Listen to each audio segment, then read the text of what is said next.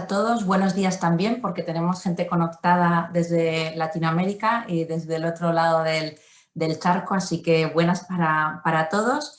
Gracias por haberos conectado. Día hoy muy intenso, Día Internacional de la Mujer, en el que todos estamos en esta era, ¿no?, de la sobreinformación, recibiendo un montón de mensajes con distintos foros, distintas webinars, distintas mesas que están celebrando hoy.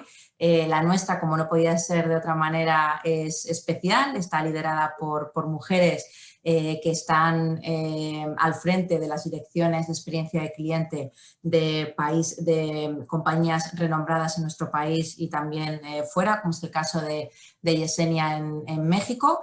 Quiero agradecer antes de empezar a la asociación DEC, que lleva 7 años, nada más y nada menos, al pie del cañón de la experiencia de cliente, aportando su granito de arena para visibilizar la contribución de la experiencia de cliente en las organizaciones, en el consumidor, en el cliente final, pues con todas las iniciativas que desarrollan y particularmente pues mi agradecimiento a Nanes y a Laura y a Patricia, que han estado organizando esta mesa y que han tenido esta fantástica idea para reunirnos hoy a todas. La idea de hoy, como sabéis, es trasladar cuál es el liderazgo, en qué punto estamos, ¿no?, en el liderazgo de la experiencia de cliente, qué es a día de hoy la experiencia de cliente.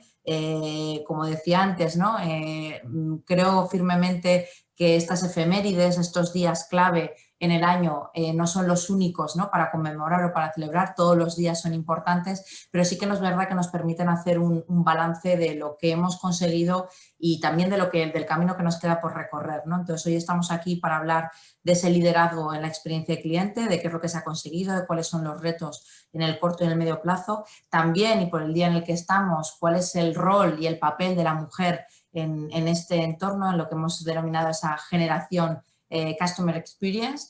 Y también, hablando de experiencia de cliente, pues queríamos hacer ese retrato robot de las consumidoras y si nuestros hábitos de compra y nuestras toma de decisiones pues pueden variar en algún modo al que, por ejemplo, pueden tener los hombres. Y para eso, como os decía, pues estoy aquí con 3 mujeres maravillosas que paso a presentaros brevemente y les lanzaré ya alguna pregunta para que empecemos a entrar en calor en esta hora que tenemos por delante. Os presento, lo primero de todos, a María González Cano. Si os parece bien, voy a decir el segundo apellido hoy más que nunca, ¿no?, porque nuestras madres a veces están olvidadas en ese segundo lugar del apellido, así que María González Cano, que es la subdirectora de Desarrollo de Negocio del canal de Isabel II. Además, lleva trabajando en distintas empresas del sector del agua en los últimos 20 años, primero en el ámbito financiero, después en el ámbito del desarrollo de negocio y desde hace 4 años está liderando el programa de experiencia de cliente de esta organización, que nos va a contar pues, con más detalle cuál ha sido esa trayectoria, ¿no?, y en qué punto se encuentra ahora mismo. Bienvenida, Hola, María. Laura. Hola, Laura. Hola a todos. Gracias a la asociación y, bueno, a ti en particular por liderar este encuentro que efectivamente, pues, bueno, nos da un poco de voz a la disciplina de la experiencia de cliente, como siempre suele hacer DEC, y en este caso, y por qué no, pues, bueno, unas cuantas mujeres que nos sentamos a hablar de ello, ¿no? La verdad es que mi experiencia personal en la parte de experiencia cliente, aunque es mi formación de origen, es, como has dicho, no muy larga. Llevo 4 años en esto, desde que Canal me dio la oportunidad de crear una unidad que se dedicara a poner la voz del cliente en el centro de la organización. Como bien has dicho, mi trayectoria profesional pues, ha sido más en el ámbito financiero, de gestión y de desarrollo de negocio en distintas filiales, sobre todo del Grupo Canal. Y bueno, pues yo diría que por ser un poco breve y no empezar alargándonos demasiado desde el principio, yo diría que hay 3 cosas que no solamente en este tiempo que llevo dedicándome a la experiencia de cliente, sino en general en toda mi carrera, que han sido un poco 3 guías o 3 faros y que creo que vienen bastante a colación hoy por el tema que nos ocupa, ¿no? Que son la observación, la empatía y el pragmatismo. He intentado un poco que me acompañen estas tres cosas a lo largo de mi carrera. Tengo y he tenido siempre una necesidad casi imperiosa de sentirme útil, ¿no? Haciendo un poco de referencia al último valor, al pragmatismo. Y bueno, pues la verdad es que he sido y soy una afortunada, que he tenido una vida profesional pues tremendamente rica, que espero que continúe mucho tiempo más y en la que he aprendido mucho de mujeres, también de hombres y concretamente en mi empresa pues más afortunada todavía, ¿no? Porque creo que es un lugar donde la igualdad es una realidad y donde tenemos pues oportunidades muy similares todos. Muchas gracias, María. Luego andaremos en cuáles son las cualidades, ¿no? que reúne ese perfil de la experiencia de cliente, pero nos quedamos con la observación, con la empatía y con el pragmatismo y veremos luego cómo se aplica eso en la experiencia, en la entrega de la experiencia de cliente. Seguimos con Elena Martín Nieto, actual responsable de gestión de clientes de Asisa. Elena lleva los últimos 14 años participando en proyectos de transformación en la empresa pública y privada, con el principal foco actualmente en Asisa, liderando el proyecto de experiencia de cliente para conseguir mayores y mejores vínculos con los asegurados y conseguir relaciones a largo plazo, que luego veremos también, ¿no? Cómo esa fidelidad y esa lealtad son claves en la experiencia y además introduciendo un concepto que también entiendo que va a pivotar toda nuestra sesión y es ver realmente cómo eso impacta en los resultados y en la propia rentabilidad de la compañía. Dinos, Elena, cómo te defines y qué ha marcado también esa carrera profesional hasta ahora. Buenas tardes, Laura. Gracias a ti y, por supuesto, a la Asociación DEC por seguir impulsando el cambio, ¿no? Que ya lleva tiempo. Yo he colaborado con vosotros siempre que he podido y la verdad es que creo que estamos haciendo un trabajo impecable para dar voz a algo que es tan importante como la experiencia del cliente en negocio, ¿no? Bueno, yo creo que no existe una fórmula mágica, ¿no? Y que además el éxito se mide en función de lo que sea la importancia que le des tú a determinadas cuestiones, ¿no? Yo en cuanto a la parte profesional creo que hay algo que pueda haber marcado el ritmo de mi vida, ¿no? En lo profesional, que tiene que ver con cuestionarme todo lo que tengo siempre delante, ¿no? Sé que al final creo que hay que saber o cuestionarse si sabes todo lo que tienes que saber, ¿no? Y al final este tipo de actitud te ayuda a crecer, ¿no? Y te obliga o te exige a seguir descubriendo y aprendiendo, ¿no? Por esa parte, en invertir en formación creo que siempre es algo que debemos continuar haciendo, ¿no? Hay algo que, bueno, escuchando al resto cuando también oyes como otros hablan de ti, ¿no? Y creo que nosotros tenemos dentro del departamento, no yo sola, una actitud proactiva y sin miedo al cambio. Es algo que, bueno, creo que me apetece, ¿no? Enfrentarme a retos profesionales nuevos y nunca he tenido miedo a hacerlo. Y bueno, hay una parte importante y que creo que esto nos afecta a todas las mujeres, que creo que tenemos que avanzar en esto, y es la confianza en lo que eres y en lo que puedes llegar a conseguir, ¿no? Yo creo que esa misma imagen es la que al final no dejas de proyectar en los demás, ¿no? Entonces, bueno, la confianza que puedas tener en lo que puedes aportar a la organización creo que es una base de nuestro éxito, ¿no? Pues muchas gracias, Elena. Ahora andaremos también en ello, pero bueno, al final tiene que ver con esa empatía, con ponerse en los pies del otro y sobre todo no cansarse de ser proactivos y de poner ideas encima de la mesa, que luego veremos, ¿no? Que esas ideas a veces no todas llegan a su término, pero al menos no perder la dinámica de seguir produciendo ideas e innovación dentro y fuera de nuestras organizaciones. Y nos vamos hacia el otro lado, ¿no? hacia México. Allí tenemos a Yes González Pedraza. Yesenia proviene pues, del mundo, ¿no? De la industria de la inteligencia de mercados, donde ha desarrollado su carrera durante más de 2 décadas. Actualmente trabaja de forma muy directa con la dirección de Seamless Experience de BBVA para México, pero también para España, para Colombia, Argentina, Perú, Uruguay y Turquía en los segmentos de retail, pymes y empresas. desde luego lo que aporta a su trayectoria profesional es un arduo conocimiento estadístico, ¿no? Y de aplicación de esos datos en el conocimiento del cliente y de su experiencia. Y bueno, y eso también pues será un tema interesante conocer cuál es ese poder del dato en esta generación de la experiencia de cliente. Me gustaría, Yesenia, que nos contaras brevemente, ¿no? Cómo ha ido impactando tu carrera profesional. Y te lanzo ya también la primera pregunta, así toda de seguido, directa, que es realmente dónde está la experiencia de cliente en vuestras organizaciones, para saber ya y empezar a encajar ese grado de madurez en el liderazgo de la experiencia de cliente en las distintas marcas que representamos.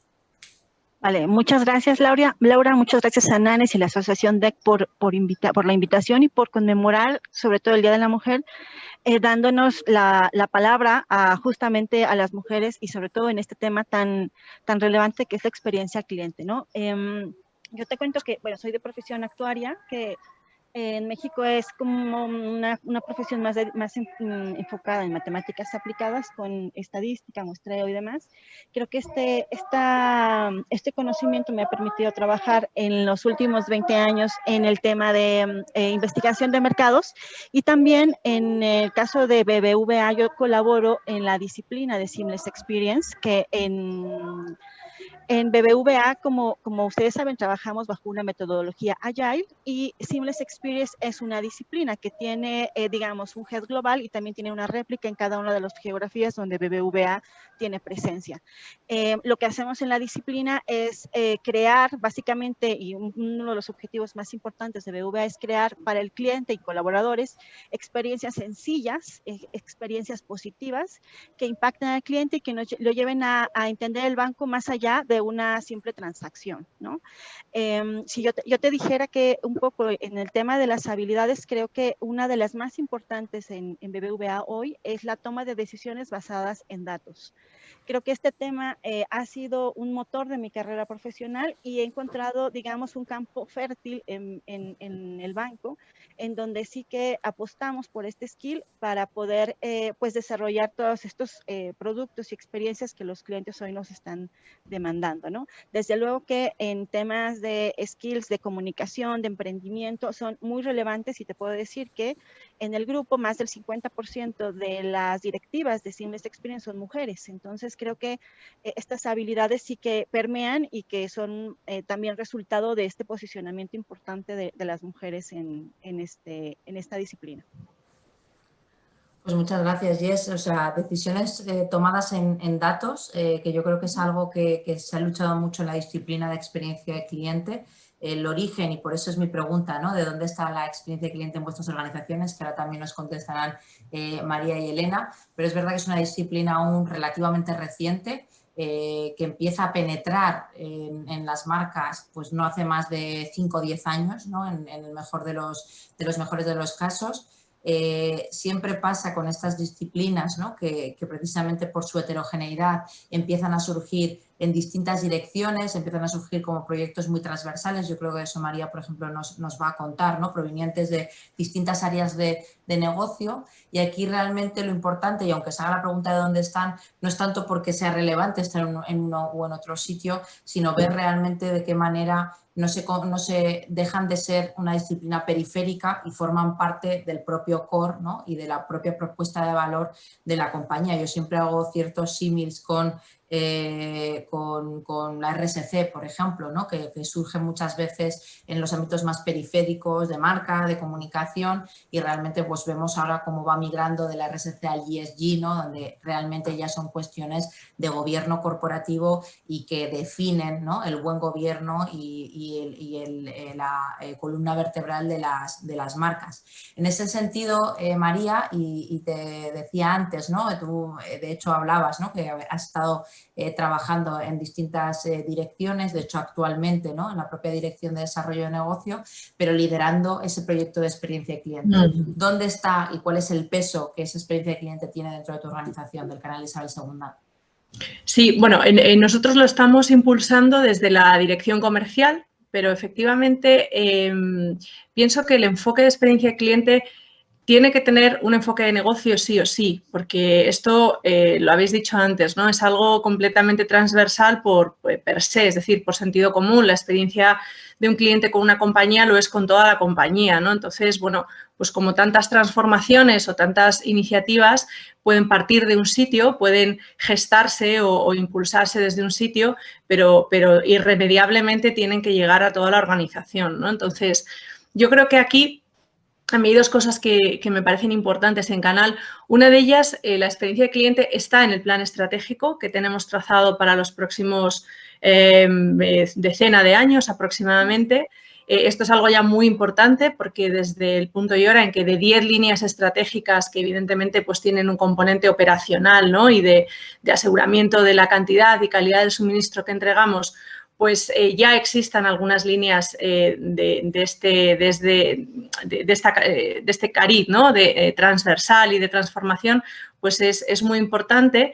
Y luego yo diría que esto es importantísimo porque nos permite empezar a medir, haciendo un poco alusión a lo que decía Yesenia, el dato es el elemento o uno de los vehículos fundamentales con los que podemos hacer un poco o promover esta transformación o hacer llegar, ¿no? La voz del cliente al resto de la organización. Y luego hay otra cuestión de fondo que yo me atrevería a decir en Canal, y es que aunque la línea estratégica exista desde hace un tiempo y, digamos, todas estas iniciativas empezaron hace 4 años, pero el cliente está en el ADN de la organización Canal de Isabel II, ¿no? Porque, bueno, la primera presa que se construyó en Canal, como decía una persona de Canal hace poco, pues se hizo para llevarle agua a la gente, independientemente que fuera una obra de ingeniería, pues que hasta el momento seguramente no se había producido, ¿no? Y yo creo que eso se ve todos los días en distintas áreas y departamentos de Canal, prácticamente en todo aquel que está con más o menos contacto con el cliente. Esto está en nuestro ADN. O sea, aquí hay una vocación de servicio público muy importante y que además en momentos pues complicados, ¿no? Como hemos tenido pues, recientemente el temporal Filomena, pues es donde te das cuenta especialmente de que realmente cada una de las personas que está en las operaciones de la empresa, que está en el back office o en el front office, está dejándose la piel porque el problema que tiene ese ciudadano con su suministro, ¿no? Como os podéis imaginar que ocurrió en algún caso, pues se solucione lo antes posible. O sea que es cuestión de darle forma, de moldearlo y de extender un poco la metodología, pero la materia prima creo que la tenemos. Estupendo, María. Bueno, os recuerdo que hay un chat conectado dentro de la web para que si tenéis cualquier duda o cuestión que nos queráis trasladar, que lo hagáis y de forma directa nos llegará para que podamos ser capaces de resolver las posibles dudas que tengáis.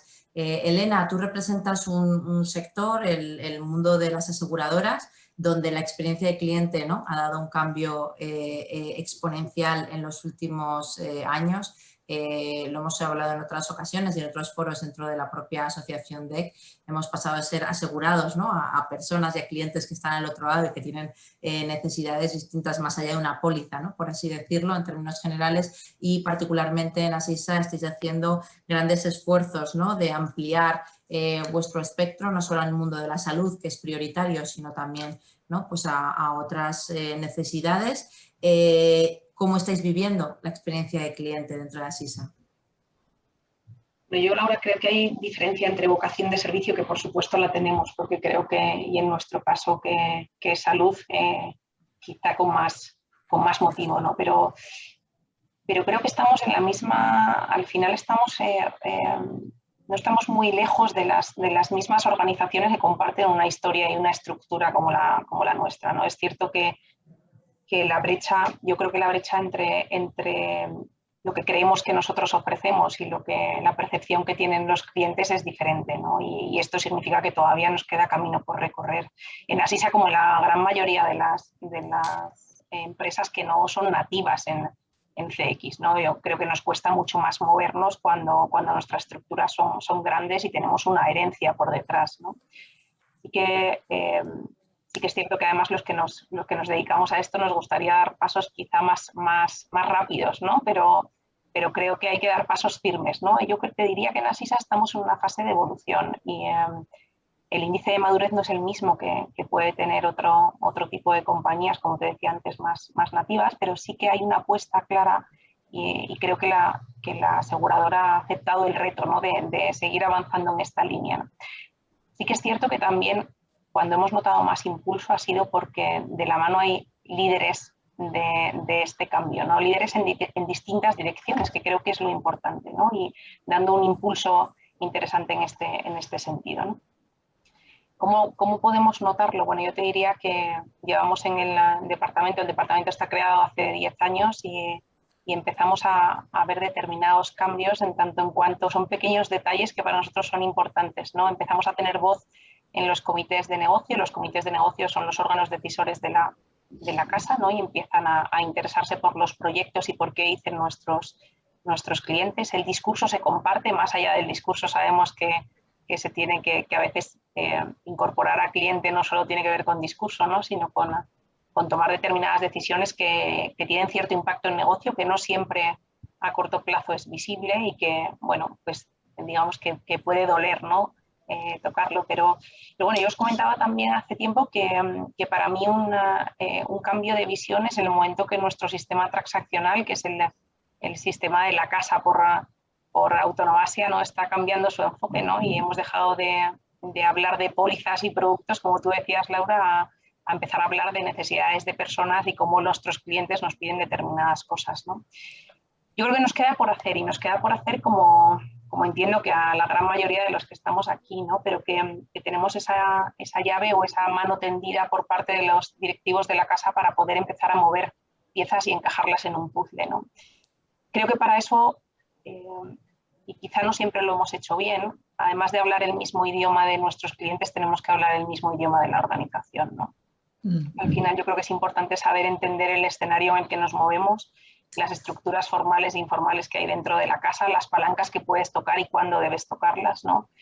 Bueno, al final entender un poco a la organización. Casi que siempre hemos pedido que nos entiendan a nosotros y quizá tenemos ahí un reto importante de entender cómo se mueve al revés, ¿no? Bueno, es que quizás en el cambio de paradigma, perdona Elena, en el cambio de paradigma, ¿no?, que estamos viendo en la propia madurez que adquiere la experiencia de cliente dentro de las organizaciones, lo que nos damos cuenta es que ojalá cada vez tengamos menos proyectos propios de las áreas de experiencia de cliente y más experiencia de cliente en proyectos de otras áreas de negocio, ¿no? Que esto es lo realmente interesante. O sea, obviamente tenemos que seguir trabajando y hay metodologías, escucha y proyectos que son muy ad hoc, ¿no?, y que pueden estar liderados directamente por la dirección de experiencia de cliente, pero aquí lo realmente interesante es que seamos capaces de involucrar esa experiencia que vive cada uno de nuestros clientes, de nuestros consumidores, en la toma de decisiones de toda la compañía, sean decisiones financieras, decisiones ¿no?, de marketing, de negocio, de operaciones, de lo que corresponda. Totalmente. Yo creo que además ahí la pregunta que nos tenemos que plantear desde las direcciones está en cuánto estás dispuesto tú a dar o a dejar de ganar para que otros ganen, ¿no? Yo creo que ahí es cuando vas a conseguir que no te vean como una amenaza, ¿no? Es simplemente como un compañero de viaje y al final ganamos todos, ¿no? Hacer ver cómo llegado el momento tú tienes que perder protagonismo, ¿no?, y hacer participar en proyectos más transversales que poco a poco te van a generar además la confianza entre el resto de direcciones para pedir tu participación, ¿no?, y ir abriendo un poco el foco. Nosotros siempre en el departamento decimos que tenemos que conseguir hacernos necesarios, ¿no?, y si esto significa perder protagonismo en determinados proyectos, hagámoslo, ¿no? Porque ojalá convertirnos en un área de soporte, ¿no? Al final eso sería maravilloso porque realmente sería la gran madurez del cambio cultural en las organizaciones. Es no que tengas proyectos de experiencia de cliente, sino que realmente sea algo cultural y que forme parte del día a día y que se tenga como soporte. Pues muchas gracias, Elena. Hablábamos, ¿no?, al principio es el Día Internacional de la Mujer, sabemos más o menos, ¿no?, nos habéis contado dónde está situada ese área y esos objetivos de experiencia de cliente dentro de vuestras organizaciones, y mi siguiente pregunta es ¿cuál es el papel, ¿no?, que tienen las mujeres dentro de esas áreas de experiencia de cliente? Antes decía Jess, ¿no?, que más del 50% de las cabezas que están dentro de Simplex Experience en BBVA son mujeres. ¿Qué les definen? ¿Qué cualidades son las que definen ese talento femenino en el ámbito de la experiencia de cliente? ¿Y qué es lo que aportan? Bueno, yo creo ahí, Laura, que definitivamente el tema de la comunicación, ¿no? La empatía, escucha, es fundamental. Porque tú puedes escuchar o tú puedes ver un dato, ¿no? Una cifra, un indicador que va evolucionando, pero probablemente lo más relevante es poder poner esos datos en valor y poder comunicar, como bien decía Elena, a la organización y convencerlos y generar proyectos que realmente transformen ese indicador en una experiencia. Y ese salto no es intuitivo, no es fácil, y se requiere muchísima habilidad de gestión, ¿no? Tanto uno de comunicación, dos de gestión con diferentes equipos, ¿no? Y que puedas comunicar al final cómo generar estos cambios va a tener un impacto no solamente en el indicador, sino desde luego en el negocio, ¿no? Creo que uno de los grandes retos que tenemos como áreas de experiencia cliente es qué peso tiene la recomendación, qué peso tiene la lealtad, qué peso tiene en el negocio, ¿no? Que a veces ese es el punto de quiebre fundamental, ¿no? ¿Qué voy a ganar si yo hago esto? Entonces creo que, resumiendo, un tema es la toma de decisiones basada en datos, pero el otro que es igual de importante es la gestión, la comunicación y la empatía. Creo que esas son las características más relevantes y que hacen muy poderosa la participación de la mujer hoy en áreas de experiencia cliente. Estupendo, Jess. Elena. Bueno, yo aquí creo que no, mi postura es un poco peculiar, ¿eh? Yo no creo que sea tanto una cuestión de género como de personas, ¿no? Aunque es cierto que en este foro tenemos que hablar por lo que representa, ¿no? Pero al final yo soy de la opinión que al final generalizar te va a dar una serie de estereotipos que te van a alejar al final en vez de buscar una solución conjunta, ¿no? También es verdad que yo me he sentido muy afortunada, ¿eh? Porque he tenido oportunidades y me las han dado, en este caso, a mí en particular, la mayoría de las veces hombres, ¿no? En nuestro departamento éramos todos mujeres y lo que hemos pedido además es por favor la presencia también masculina, que yo creo que la manera de pensar somos todos diferentes, ¿no? Y todo contribuye a una mejora, ¿no? Yo te puedo hablar de lo que podemos aportar nosotros o nosotras en este caso dentro del departamento, con las personas que comparto el día a día y también con otras direcciones que están lideradas por mujeres dentro de Asisa. Yo creo que a nivel general es un alto compromiso, es una necesidad, sí coincido ahí con Jess, en la necesidad de compartir y comunicar. Yo creo que la comunicación y el lenguaje es una herramienta con mucho poder y creo que ahí las mujeres lo tenemos muy claro.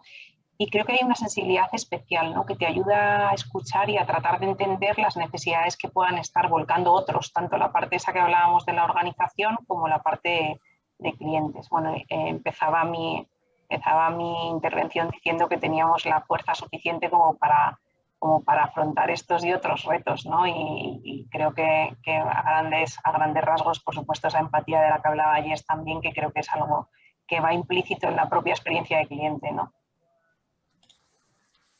Muchas gracias, Elena.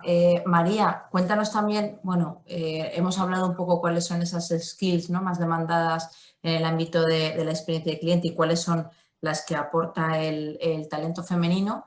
Y de hecho nos han trasladado también una pregunta que te la hago ya y así ya puedes responder del tirón en la propia estructura, ¿no?, de experiencia de cliente dentro del canal de Isabel II. Nos traslada Medalia dudas de quiénes son los agentes, ¿no?, que intervienen en esa entrega de la experiencia de cliente.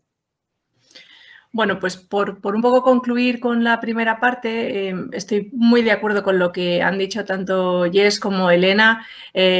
Compromiso, comunicación, o sea, son valores o características, yo diría que imprescindibles para sacar adelante esto, ¿no? Y por concluir esa parte, teniendo en cuenta que la empatía, que ya la hemos mencionado muchas veces, es la base, yo diría que dos cosas que tenemos las mujeres, que también tienen muchos hombres, pero nosotras las tenemos y que ayudan mucho a definir un poco esas skills que debe tener, creo que cualquiera que impulse esta disciplina, son la capacidad de escuchar, que puede ser el vehículo para realmente accionar esa empatía, ¿no?, y hacer cosas reales con lo que escuchas de los demás y digamos, a través de ponerte en los zapatos del otro, ¿no? Pues hacer cosas a través de la escucha. Y luego, pues quizá hay una cosa que la previa Elena dijo que a mí me encantó, y es esto de saber entender el escenario, ¿no? Que va un poco ligado a ese pragmatismo y a esa necesidad de ser útiles sobre todo a los que vamos a intentar convencer de que esto no es una elección, ¿no? Sino que hay que trabajar teniendo al cliente en el centro. Por tanto, yo lo concluiría así. Por cierto, María, hablando de utilidad, ¿no? Dentro de la organización, que es una pregunta también que nos trasladaban y os lo apuntaba al principio, ¿no? Que tiene que ver con, esto no es solo aspiracional, no es, oye, el cliente, si hacemos determinadas cuestiones, ¿no? Tendrá una mejor experiencia y estará mejor con nosotros y será más leal y fiel, sino que esto tiene su impacto en la P&L. ¿Y cómo medís vosotros, por ejemplo, ese retorno en la inversión que hacéis en experiencia del cliente? Nosotros estamos todavía en una fase muy temprana para tener un ROI caracterizado sobre lo que concretamente las acciones de CEX impactan en la experiencia del cliente, ¿no? Y también, además, estamos condicionados por ser una empresa pública que tiene, por supuesto, como como algunos de sus principales drivers y objetivos la mejora de su cuenta de resultados y la rentabilidad que ofrecemos a los accionistas, pero también tiene muchos otros, ¿no? En relación a esto, yo destacaría el hecho de que nosotros somos la única opción que tienen los madrileños para suministrarse de agua, ¿no? En la grandísima mayoría de los casos. Por tanto, para nosotros, más que un programa o un proyecto concreto, lo decía antes, no tenemos elección, porque los que se sirven de nuestro suministro y saneamiento de agua no tienen dónde elegirnos. Es decir, para nosotros es una obligación, pues yo diría que más incluso que para aquel que está intentando rascar un poco de cuota de mercado. Por tanto, aunque estamos trabajando sobre mediciones específicas y tenemos un transaccional que va midiendo los impactos específicos, pues cómo se van reduciendo el número de reclamaciones o cómo se pueden ir, por supuesto, moviendo los indicadores NPS, satisfacción y tantos otros, o Customer Effort que medimos, y todo eso tenga finalmente su redundancia en la optimización de los costes, ¿no? Sobre todo de los costes. Nosotros podríamos buscar eficiencias en esa parte, no en la de encontrar más ingresos, ¿no? O sea, porque nosotros pedimos a la gente que consuma menos agua. Por tanto, es un poquito peculiar, ¿no? Pero desde luego el programa de experiencia de cliente se sostiene sobre indicadores que están midiendo permanentemente el impacto de cada una de las transacciones que vamos empezando a medir en resultados concretos dentro de la compañía, en muchos casos operacionales. En vuestro caso, por ejemplo, Jess, ¿cómo lo medís? Bueno, nosotros tenemos implantada en la organización la cultura del indicador en NPS, el Promoter Score. Es un indicador estratégico que tiene peso en la incentivación en todos los niveles del banco. Y lo hacemos vía diferentes tipos de estudios, pero en el caso de los estudios que particularmente llevamos en la disciplina, son estudios a mercado abierto que se implementan en todos los países del grupo, y este indicador le vamos dando un seguimiento en cuanto a no solamente lo que hace BBVA, sino que hacen los competidores. Y algo que tiene muchísima relevancia para nosotros no es el resultado solo de BBVA, sino justamente qué tanta brecha tengo respecto a los líderes, ¿no? Y esta visión es siempre centrada en que debemos estar, una de los objetivos es debemos estar en el liderazgo, y si no lo estamos, ¿qué tanto nos falta para alcanzarlo? Y esa es una métrica que se sigue, te diría, mensualmente en todos los comités directivos de alta dirección. Y bueno, eso nos parece que ya en términos digamos, de cultura, de experiencia en cliente, creo que BBVA tiene bastante avance. En México, por ejemplo... Ahí el punto sería la monetización, ¿no? O sea, quiero decir, es totalmente. verdad que al final todos compartimos ese dato del NPS y, bueno, existen ahora indicadores, pero al final luego eso cómo se traslada en vida media del cliente, en su fidelidad, en su capacidad, ¿no? De generar upselling y de contratar, luego nos lo contará Elena, ¿no? Y, por ejemplo, claro, en la parte de diversificación de seguros, ser capaces de contratar diferentes seguros, en vuestro caso, por ejemplo, también productos financieros. Sí, sabemos que un cliente que nos recomienda es un cliente leal que está menos propenso a irse, ¿no? Y finalmente, ¿no? El costo de retener a un cliente es mucho menor que el de encontrar otro nuevo. Entonces, esa parte lo tenemos muy bien medido y eso es 100% real, ¿no? Ahora, este tema de dar el salto de qué tan relacionado está el NPS con la rentabilidad media del cliente, creo que todavía esta rentabilidad está afectada por muchísimos factores que tienen que ver con la geografía, con el tipo de cliente, con la experiencia, en fin. Creo que no hemos, digamos que esa métrica no la tenemos medida hoy, sin embargo, sí tenemos bastante noción de que es un indicador relevante que nos va a traer clientes más satisfechos y que tienen menor probabilidad de irse, ¿no? Sobre todo cuando trabajas sobre la reducción de la detracción y la conversión del neutro al promotor, ¿no? Que es ahí donde te la juegas, probablemente en los dos grandes polos, en detracción y en promoción. Elena, ¿vosotros lo medís? ¿Tenéis algún indicador que lo relacione directamente con la propia rentabilidad de la compañía?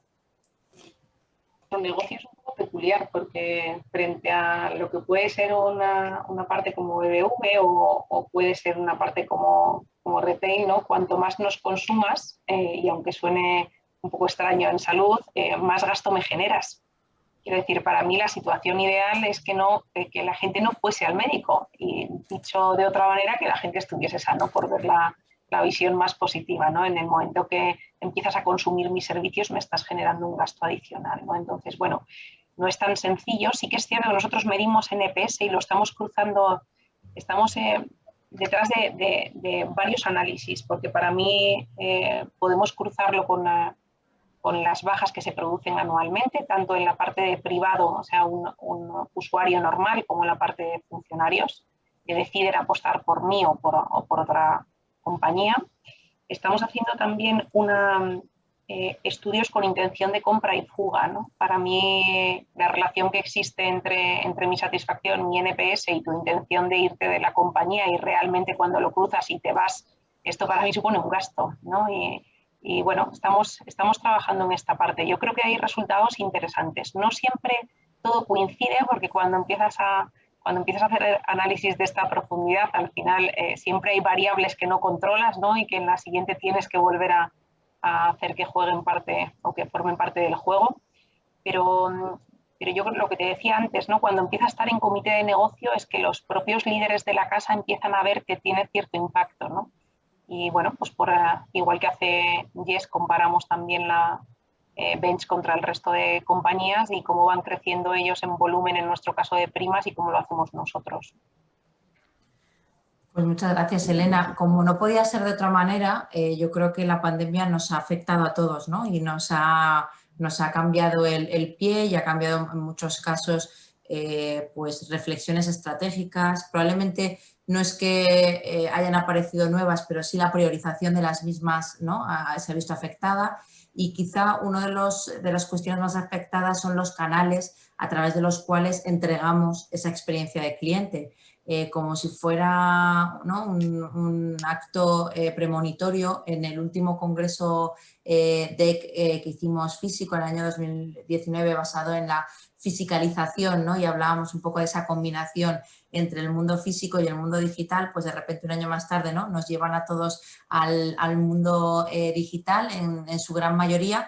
¿Cómo ha afectado eso a las estrategias de experiencia de cliente dentro de vuestras organizaciones?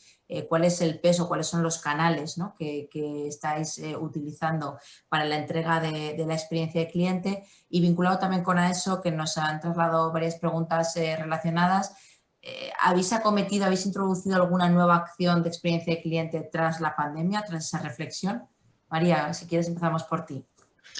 Pues mira, nosotros ya teníamos en el radar potenciar, mejorar, enriquecer nuestro canal virtual, como no podía ser de otra manera, porque evidentemente, bueno, pues esto de la pandemia, pues como tú dices, nos ha metido como 3 o 4 años de aceleración en uno, pero ya era una realidad antes, ¿no? Entonces, bueno, próximamente pondremos a disposición de nuestros clientes un nuevo canal virtual que ya existe, pero bueno, con nuevas funcionalidades y sobre todo con una mejor experiencia de cliente, o intentaremos, ¿no?, que proporcione una mejor experiencia de cliente y de usuario. Por otro lado, pues se está haciendo una reorganización de los centros de atención al público. Esto es algo que ya pues hemos visto que ocurría en otras utilities, sobre todo fuera de España, ¿no? En sitios como Reino Unido, donde, bueno, pues en toda la parte CEX quizá van un poquitín por delante que nosotros, al menos en nuestro sector. Bueno, pues muchas compañías de agua ya no tenían oficinas físicas. Nosotros íbamos a mantenerlas, pero no cabe duda de que hay una nueva forma de entender esa fisicalidad, no sé si lo digo bien, de manera que hay que reconducir y reorientar un poco el trato con el cliente cuando va a ser presencial, ¿no? Y en eso también estamos y se están poniendo muchos esfuerzos este año para reconducirlo. Y en cuanto a las acciones que Canal... bueno, yo diría que no después de la pandemia, sino desde el minuto 1 en que nos vimos metidos en esto, pues hubo una obsesión porque se mantuviera la garantía de suministro, lógicamente, a toda la población. Y a partir de ahí, pues, bueno, pues se intentaron promover acciones que le hicieran un poquito menos difícil esta situación a algunos clientes, ¿no? Sobre todo, pues, bonificaciones o ayudas de otro tipo que permitían que los clientes pudieran flexibilizar sus pagos o incluso reducir las cuotas, pues, cuando estaban afectados por un ERTE o eran autónomos o sus empresas habían reducido la actividad, ¿no? Entonces, yo creo que eso unido con una inmersión de, no sé, diría de 10 a 100 en el teletrabajo y el hecho de que todos los empleados, que al final, bueno, pues somos casi 2.000 y pico, 3.000 personas trabajando por el suministro de agua y el saneamiento de agua en la Comunidad de Madrid, pues de alguna manera intentamos buscar para nuestros clientes lo que a nosotros mismos nos estaba haciendo falta dentro de Canal, ¿no? Y yo creo que esas son dos estrategias que han ido bastante parejas. Antes lo decías tú, María, ¿no? La importancia de la empatía, de entender cuáles son las necesidades concretas en cada momento e ir adaptando las iniciativas en ese sentido. Sí. Yo, Elena, en este sentido me gustaría preguntarte, y de hecho nos lo ha trasladado también Maule, que es otra mujer en mayúsculas del mundo de la experiencia de cliente mutua. Bueno, estamos migrando hacia un mundo donde hay una telemedicina, una teleasistencia, donde el 5G va a impactar, ¿no?, en nuestra virtualidad y en esa entrega de la experiencia. Y preguntaba a Maule, ¿no?, cómo afecta eso también a la propia experiencia, no solo de los pacientes, sino también de los médicos. Y, bueno, ¿tenéis algún tipo de formación orientada a esa interacción que es nueva en muchos de los casos? Bueno, podéis imaginar lo que se nos ha presentado a nosotros este año. O sea, mejor escenario imposible, ¿no? Yo creo que teníamos que... Y partiendo de que nosotros somos aseguradora y no prestador de servicio de salud, ¿no? Porque al final creo que es importante diferenciarlo, aunque de cara al cliente yo creo que tenemos que acostumbrarnos a que ellos no ven el límite, ¿no? Y así debemos prestar una experiencia como más conjunta, ¿no? Sí, dentro del grupo Asisa, que tenemos el grupo hospitalario, pero como aseguradora, bueno, hay pequeñas diferencias, ¿no?, entre quién presta el servicio y quién lo ofrece, ¿no?, como seguro de privado. A nosotros sí que nos ha acelerado cambios y creo que además nos ha ayudado a que se queden, ¿no? Nosotros teníamos alguna experiencia ya más puntual o más acotada de telemedicina con un servicio de chat médico que de golpe abrimos al resto de la comunidad, porque en principio solo lo tenían determinados perfiles o de segmentos de cliente, ¿no? Lo lanzamos a toda la comunidad porque entendimos que era un momento crítico en el que teníamos que apoyar a toda la ciudadanía, ¿no? Es un momento que se ha vivido con mucho estrés y la respuesta que demandaban era tener un médico cerca, ¿no? Entonces, bueno, como llegó un punto en que no pudimos prestar la asistencia porque nuestros recursos asistenciales estaban al servicio del Estado, lo que hicimos es abrir nuevos canales de comunicación que pudieran dar respuesta a esa necesidad, ¿no? Y lo hicimos a través de eso que te digo, la parte de chat médico y también de un servicio nuevo de telemedicina. De telemedicina que ofrecimos por una parte a los propios médicos que colaboran con nosotros para que ellos mismos generasen esos entornos de confianza con sus pacientes y no se interrumpiesen esas relaciones asistenciales. Y luego, por otra parte, bueno, pues lanzamos otra plataforma propia con profesionales del grupo. Esos profesionales, lógicamente, han tenido una formación porque bueno, te enfrentas a una situación que no deja de ser nueva, ¿no? Y bueno, tampoco todos nuestros médicos no tienen son más o menos digitales, ¿no? En función, entre otras cosas, de su edad, ¿no? Y se tienen que enfrentar a un escenario diferente. Ha funcionado bien. El uso relacionado con género, hay una clara diferencia entre hombres y mujeres, en aproximadamente lo que se está viendo en el sector, no somos diferentes al resto.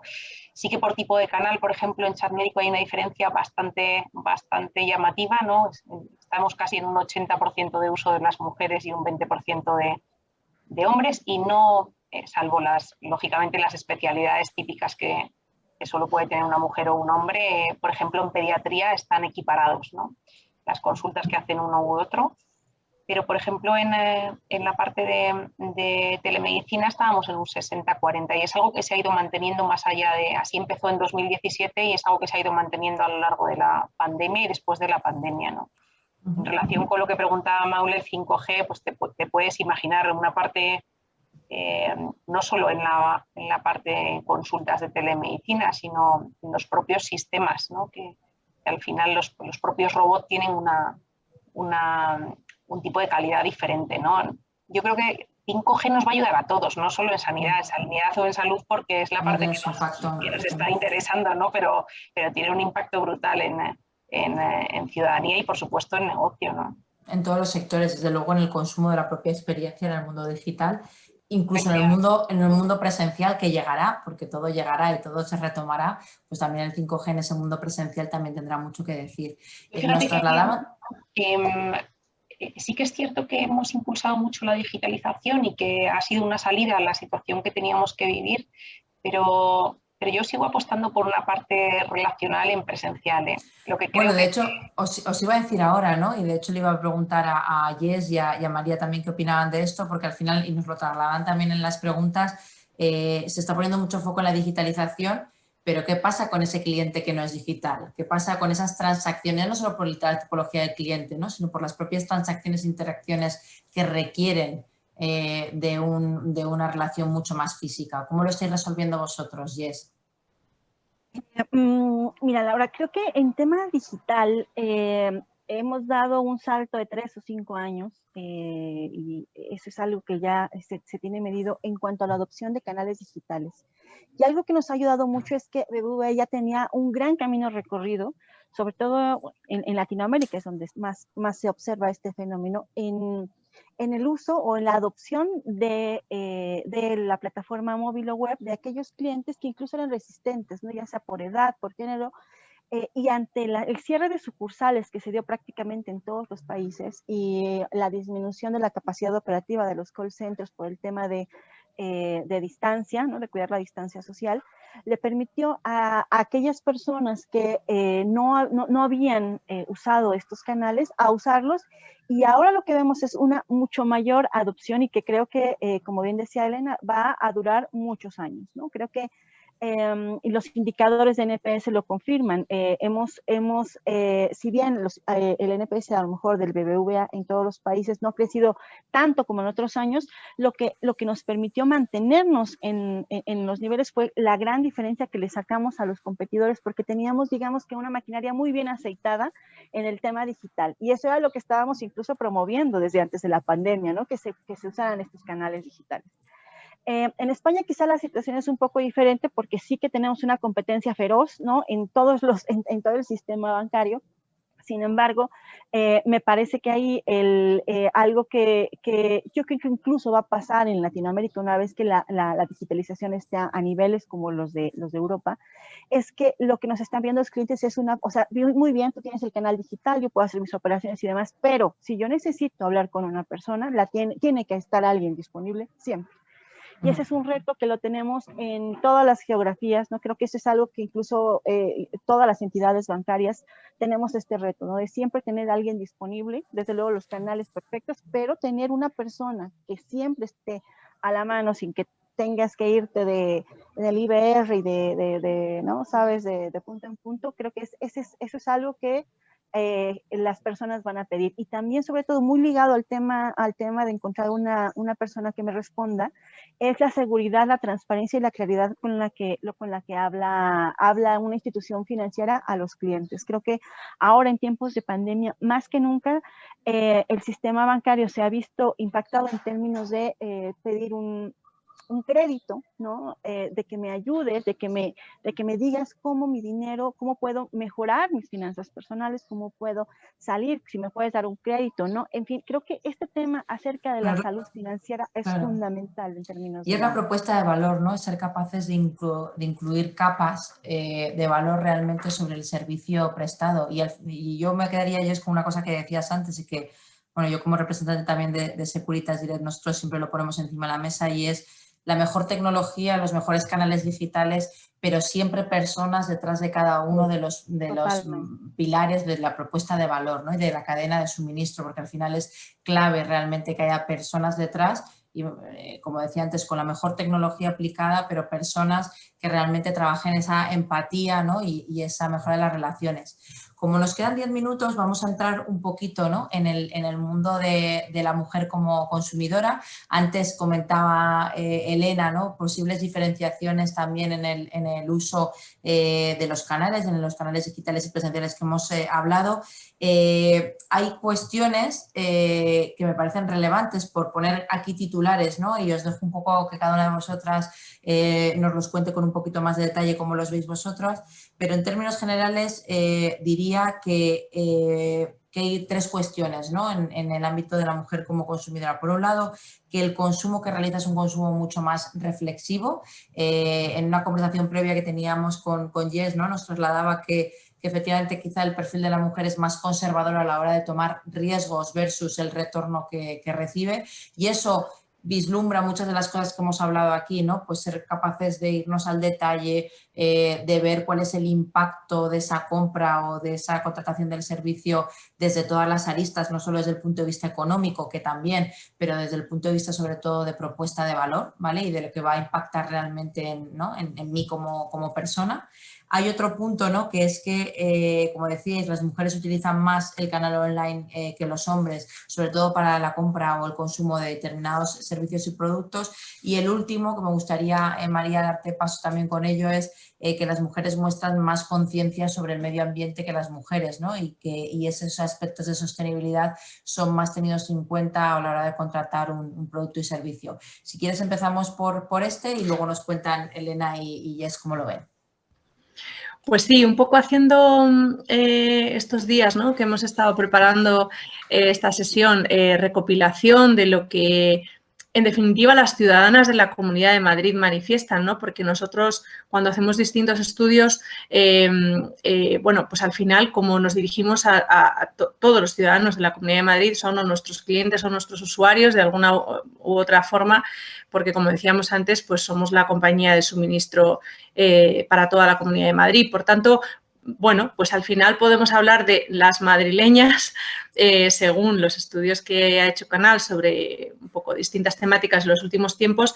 Por un lado, consumen más agua del grifo que los hombres. Han estado significativamente más satisfechas con la labor realizada por Canal durante la pandemia y los índices fueron muy altos, ¿no? De satisfacción. O sea, hubo un respaldo del 96% de la población, pero destacaba la satisfacción de las mujeres por encima de la de los hombres. Y luego un poco lo que tú comentabas, Laura, y es que a pesar de que las mujeres sí que creemos en mayor proporción que los hombres que la población sí está concienciada con el respeto al medio ambiente, que es un tópico habitual, ¿no? Porque nosotros preguntamos o introducimos en nuestros estudios, pues se muestran un poquito más pesimistas respecto al futuro próximo, ¿no? Creen, por ejemplo, que temas como la congestión del tráfico o la contaminación, del tipo que sea, pues va a empeorar. Y yo destacaría una última cuestión que hemos un poco extraído de nuestros estudios, y es que a la hora de recibir información y comunicaciones por parte en este caso de Canal, pues las mujeres recibimos mucho mejor mensajes directos, basados en imágenes reales, lenguaje, música y no tanto en números, cifras, datos, ¿no? Como es el caso de los hombres. Esa tendencia la hemos observado y yo creo que de alguna forma tiene que ver con alguna de las cosas que hemos hablado esta tarde. Bueno, con la necesidad de que haya un propósito por detrás de una storytelling, ¿no? Que se quede, no que se quede solamente en la cuestión puntual. Y un puntito de conexión con las emociones también, puede que haya por ahí detrás. Perfecto, María, muchas gracias. Elena. En nuestro caso, el perfil de cliente en seguros de salud es una mujer en el 60% de los casos, ¿ves? Frente al 40% de los hombres, ¿no? En general, no solo en Asisa. En Asisa es menos recomendadora del servicio, ¿no? Digamos que es un perfil más exigente y bueno, eso lo vemos en lo que mencionabas tú al principio, ¿no? Tenemos un porcentaje menor de promotores mujeres que hombres y un porcentaje mayor en detractores.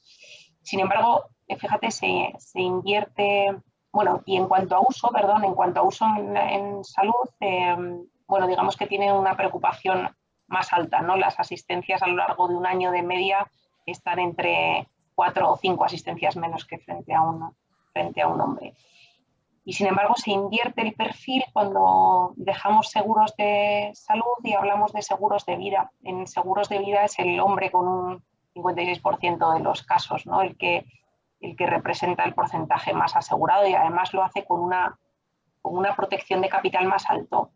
Es decir, al final, bueno, no sé exactamente cuál es la razón, ¿no? Pero aseguran de media un volumen bastante más alto que las mujeres, de 42.000 euros a 34.000 euros, ¿no? Es un dato significativo. En cuanto al resto, lo que os comentaba un poquito al principio, ¿no? Nosotros parece que tienen más cuidado o están más interesadas en el cuidado de la salud y en concreto durante este año, aunque este año la verdad es que sirve para hacer pocas predicciones, ¿no? Pero en concreto en el tema de bienestar emocional, especialidades ligadas a psicología, psiquiatría y demás. Muchas gracias, Elena. ¿Jess, algo más que aportar respecto a cómo afrontan esas decisiones las mujeres respecto, por ejemplo, en tu caso, de productos financieros? Claro, y yo aquí me las apunto porque creo que son súper relevantes y me gustaría decirles rápidamente, ¿no? Como bien decías, en tema de riesgo tendemos a ser más conservadores frente a la ecuación riesgo-compensación, ¿no? Somos más propensas a ahorrar y quizá menos a financiarnos a través de deuda, sobre todo si la ejecución de garantías está relacionado con un bien familiar, ¿no? Que tenemos mucho cuidado en eso.